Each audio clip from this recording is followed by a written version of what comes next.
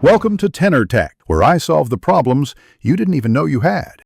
You start by choosing the strongest coverage point, the center of the ceiling or at least 0. 5 to 1 meter from walls because smoke rises and spreads.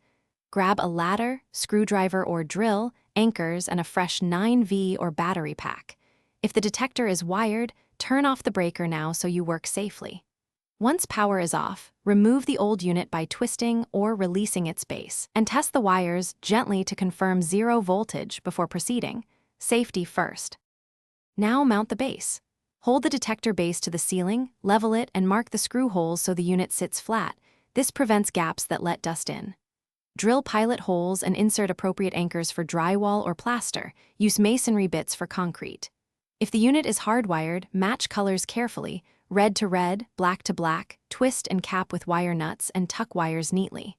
Once wired or battery inserted, snap the detector onto the base until you hear a click, ensuring a snug fit.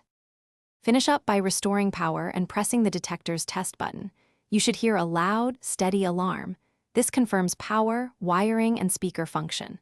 Make a note of the install date on the unit so you remember maintenance intervals. Check batteries every 6 months and replace the detector after about 10 years. If the alarm chirps or fails the test, first recheck battery seating and connections, then verify breaker and wiring continuity.